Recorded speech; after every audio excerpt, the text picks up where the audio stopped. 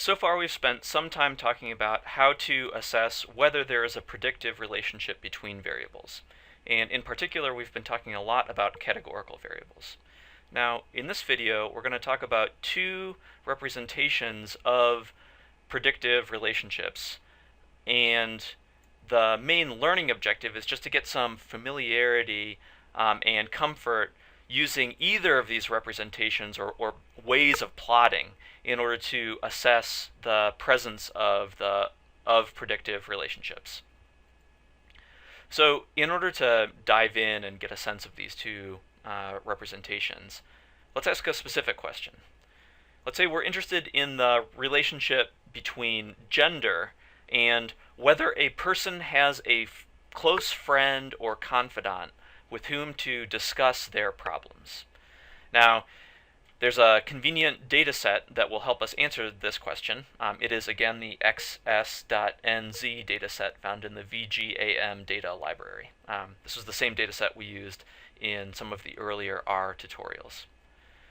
Now, the first way of representing this relationship is the same strategy that we used in a previous video where we predicted baby gender as using the color of clothing that a baby was wearing.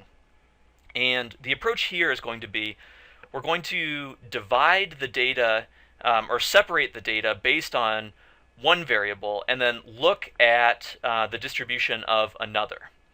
So for our question, we're interested in whether gender predicts the presence of a close friend.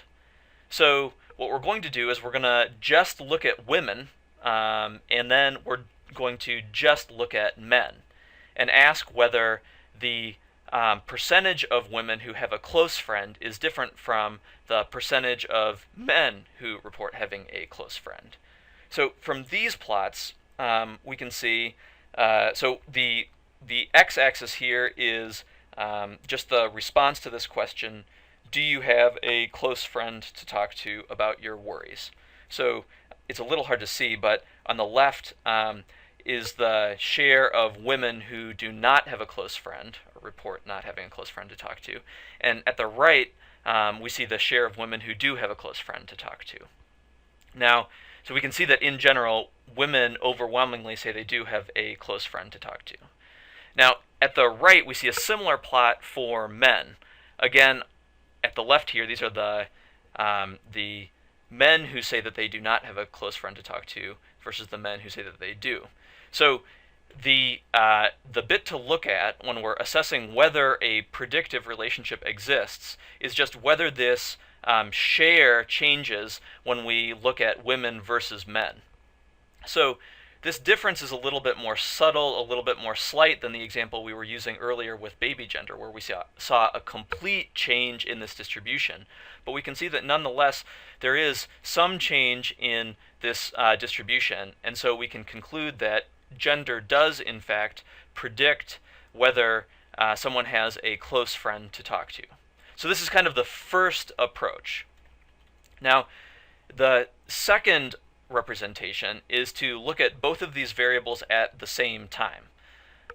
Now, we talked a bit earlier about how to make a table like this in R, and this is just a different representation of the exact same gender.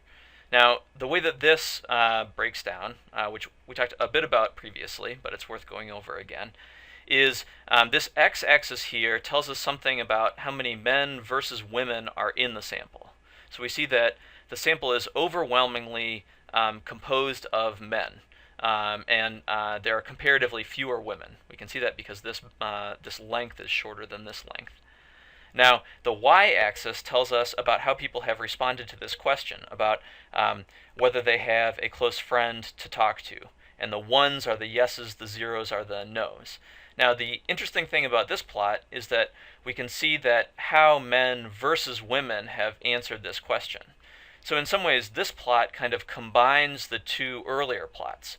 So the way to see that there is a predictive relationship here is just that these two kind of splits in the data are in kind of a different place. So among women, so if we're just looking at these two bars, we can see that in general, more women answer yes to this question because this rectangle is taller than this rectangle, which tells us the number of men who say that they do in fact have a close friend. So we said at the beginning that there are just kind of these two ways of looking at the data, and it's important to be comfortable with either of the representations.